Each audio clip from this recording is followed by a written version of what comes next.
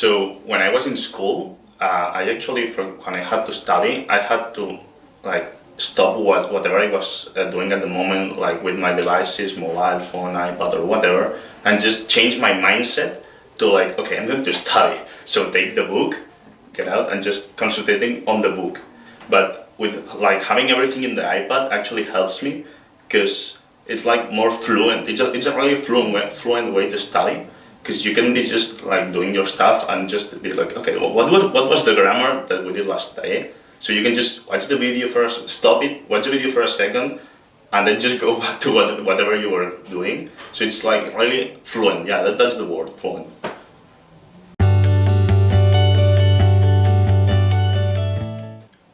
Like, for example, in my case, is that I know no Japanese at all.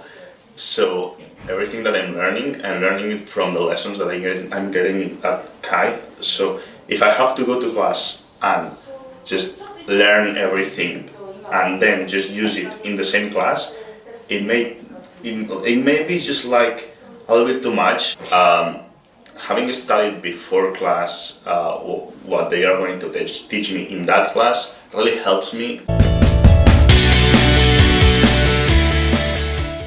If you have it on paper, just on paper, you're only kind of copying it and just doing the exact same thing twice. But with the video, you're actually not only copying it and like having notes of it, also you can like take your time to think about it, because it gives you like, it marks you like the timing that you have to follow. And also if you don't understand some point, you can just rewind it a little bit and just take your time to actually think about what you're thinking, what you're writing.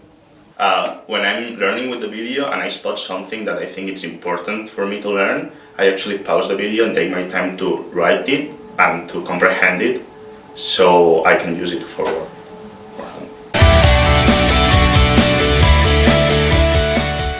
So in my case, like, having the possibility to learn before classes the things that we are going to learn in a class gives me the opportunity to actually talk with the teacher and the students and not just focus on learning it, but also using it, which is like the most important thing that you have to do with a language.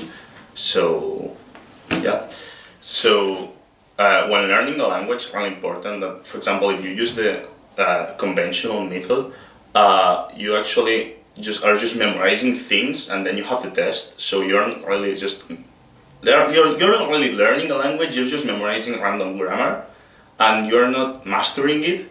But in my case, for example, because I used to do like this, I have like videos, I can just take notes of the videos instead of just copying it from a book to another.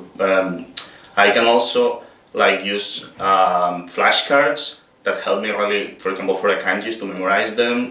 I have mini tests, which helps me like, okay, I did this bad because maybe I didn't understand it at all. I have to like check it again. And also we have the classes where you go with all the things that you have learned beforehand and just master it. Like, actually you understand why you are learning this, and then after all this happens, you have the test, which usually goes well for most of the students because, yeah, like they know what they are saying.